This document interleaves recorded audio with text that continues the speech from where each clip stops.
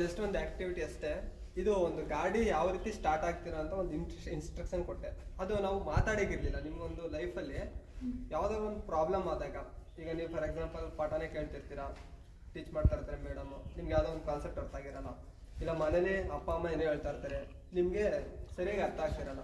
Because ನೀವೇನೋ ಎರಡು mind set ಇರ್ತದೆ.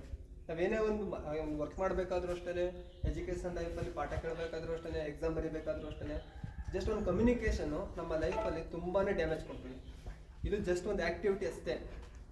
ಆದರೆ ನಮ್ಮ ಲೈಫಲ್ಲಿ, ನಮ್ಮ ಇಂಡಿಯಾದಲ್ಲಿ ಇದು ಇವತ್ತಿಗೂ ಕೂಡ ಬಗೆಹರಿಯದ ಒಂದು ಪ್ರಾಬ್ಲಮ್ ಯಾವುದಪ್ಪ ಅಂದರೆ ಅತ್ತೆ ಸೊಸೆ ಜಗಳ.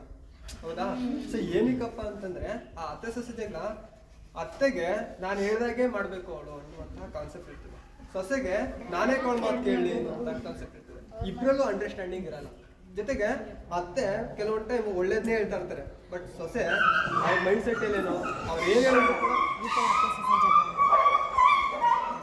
ಸೊಸೆಗೆ ಅತ್ತೆ ನಾನು ಏನು ಹೇಳಿದ್ರು ಕೂಡ ನಾನು ಮಾಡಂಗಿಲ್ಲ ಅನ್ನುವಂಥ ಕಾನ್ಸೆಪ್ಟ್ ಬಂದಿರ್ತದೆ. ಸೊ ಇದು ಕಮ್ಯುನಿಕೇಶನ್ ಅನ್ನುವಂಥದ್ದು ಲಾಟ್ ಆಫ್ ಡಿಫ್ರೆನ್ಸ್ ಅನ್ನುವಂಥದ್ದು ಆಗ್ತದೆ. ಹಾಗೆ ನಮ್ಮ ಲೈಫಲ್ಲಿ ತುಂಬ ಸಫರ್ ಪಡ್ಬೇಕಾಗ್ತದೆ. ಸೊ ನಾವು ಎಜುಕೇಷನಲ್ಲೂ ಅಷ್ಟೇ, ಪಾಠ ಮಾಡಬೇಕಾದ್ರೆ ಮೈಂಡ್ ಸೆಟ್ಟು ಕ್ಲಾಸ್ ರೂಮಲ್ಲಿ ಇದ್ದರೆ ಮಾತ್ರ ನಾವು ಕರೆಕ್ಟಾಗಿ ಅರ್ಥ ಮಾಡ್ಕೊಂಡಿರ್ತೀವಿ. ಈಗ ನೀವು ಕಂಪ್ಲೀಟಾಗಿ ಇಲ್ಲಿ ಇನ್ವಾಲ್ವ್ ಆಗಿದ್ರೆ ಈ ಕಾನ್ಸೆಪ್ಟ್ ಬಗ್ಗೆ ತುಂಬಾ ಅರ್ಥ ಆಗ್ತದೆ. ಬಟ್ ನಿಮಗೆ ಮನೆಯವ್ರಿಗೆ ಚಿಂತೆ ಇದ್ರು, ಕ್ಲಾಸಲ್ಲಿ ಕೂತಿದ್ದಾಗ ಫ್ರೆಂಡ್ ಎಲ್ಲೋ ಟ್ರಿಪ್ ಹೋಗುವ ಅಂತ ಹೇಳಿರ್ತಾರೆ, ಅವತ್ತಿನ ನೈಟು ಟ್ರಿಪ್ಪಲ್ಲಿ ಇರ್ತದೆ ಮೈಂಡ್ ಸೆಟ್ಟು. ಬಾಡಿ ಮಾತ್ರ ಕ್ಲಾಸ್ ರೂಮಲ್ಲಿ ಇರ್ತದೆ, ಮೈಂಡ್ ಸೆಟ್ ಎಲ್ಲ ಟ್ರಿಪ್ಪು, ಇಲ್ಲ ಹೊರಗಡೆ ಎಲ್ಲ ಸುತ್ತಾಡಕ್ಕೆ ಹೋಗಿರೋದು, ಇಲ್ಲ ಫಿಲಮ್ಗೆ ಹೋಗ್ಬೇಕು, ಥಿಯೇಟರ್ ಫಿಲಮ್ಗೆ ಹೋಗೋಣ ಅಂತ ಹೇಳಿರ್ತಾರೆ ಫ್ರೆಂಡು. ಫಿಲಮಲ್ಲಿ ಇರ್ತಾರೆ, ಮುಂದೆ ಸೀನ್ ಆಲ್ರೆಡಿ ಒಂದ್ಸಲ ನೋಡಿರ್ತಾರೆ, ಮತ್ತೆ ಅದೇ ರಿಪೀಟ್ ಕಾಲ್. ಈಗ ಹೆಣ್ಮಕ್ಳಿಗೆ ಏನಪ್ಪ ಒಂದು ಅಡ್ವಾಂಟೇಜು, ಮನೇಲಿ ಆ ಜಿ ಕನ್ನಡ ಒಂದು ಹಲವಾರು ಸೀರಿಯಲ್ಸ್ ಅನ್ನುವಂಥದ್ದನ್ನ ತಂದ್ಬಿಟ್ಟೈತೆ. ಆ ಪುಸ್ತಕನ ಮಕ್ಕಳು ಅಂತ ಫೇಮಸ್, ಅದು ತುಂಬಾನೇ ಚೆನ್ನಾಗೈತೆ ನೋಡಿ.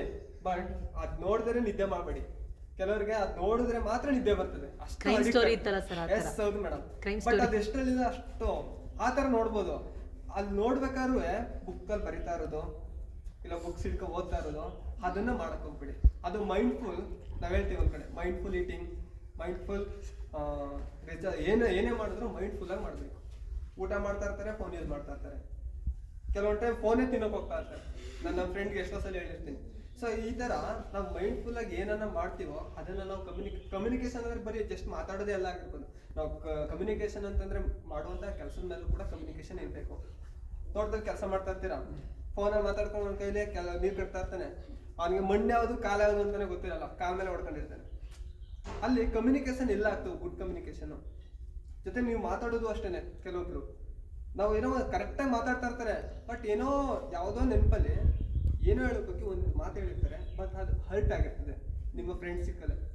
ಇವನೇನೋ ತುಂಬ ಕ್ಲೋಸ್ ಫ್ರೆಂಡು, ನಾನು ಯಾವುದೋ ಟೆನ್ಷನಲ್ಲಿ ಇರ್ತೀನಿ, ಮುಗ ಅಂತ ಮುಟ್ತಾನೆ ಅಷ್ಟೇ, ಏನೋ ಆಮೇಲೆ ಮಾತಾಡ್ತೀನಿ ಹೋಗು ಅಂತ ರಿಯಾಕ್ಟ್ ಮಾಡಿರ್ತಾರೆ. ಯಾಕೆ? ಅಲ್ಲಿ ಅವ್ನ ಮೈಂಡ್ ಸೆಟ್ ಅಲ್ಲಿ ಇಲ್ಲ, ಬೇರೆ ಕಡೆ ಇರ್ತದೆ. ಹಾಗೆ ನಾವು ಅದನ್ನ ಅರ್ಥ ಮಾಡ್ಕೊಳ್ಳೋ ಕೆಪಾಸಿಟಿನೂ ಇರಲ್ಲ. ಅಲ್ಲಿ ಫ್ರೆಂಡ್ಶಿಪ್ ಅನ್ನುವಂಥದ್ದು ಎಲ್ಲೋ ಒಂದ್ ಕಡೆ ಬಿಡ್ತದೆ. ಆಗ ನಿಮ್ಮ ಮನ್ಸಿಗೂ ಕೂಡ ಹರ್ಟ್ ಆಗ್ತದೆ. ನನ್ನ ಫ್ರೆಂಡ್ ಇವತ್ತು ಯಾಕೆ ಹಿಂಗಂದ, ಅವನ ಜೊತೆ ಮಾತಾಡೋದೇ ಬೇಡ, ಅಲ್ಲೇ ಫ್ರೆಂಡ್ಶಿಪ್ ಅನ್ನುವಂಥದ್ದು ಕಟ್ ಆಗ್ತದೆ. ಸೊ ಈ ರೀತಿ ನಮ್ಮ ಲೈಫಲ್ಲಿ ಕಮ್ಯುನಿಕೇಶನ್ ಅನ್ನುವಂಥದ್ದು ಎಷ್ಟೊಂದು ಪ್ರಾಬ್ಲಮ್ ಅನ್ನುವಂಥದ್ದನ್ನ ಕ್ರಿಯೇಟ್ ಮಾಡ್ತದೆ.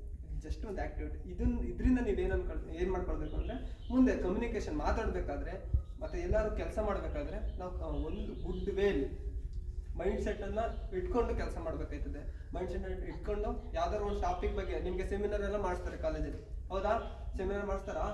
ಮಾಡಿದ್ದೀರಾ? ಓಕೆ. ಸೆಮಿನಾರ್ ಮಾಡಬೇಕು ಅಂತಂದಾಗ ಯಾವುದನ್ನ ಯಾವ ರೀತಿ ಪ್ಲಾನ್ ಮಾಡ್ಕೊಳ್ಬೇಕು ಫಸ್ಟ್. ಈಗ ಬಂದಿಲ್ಲಿ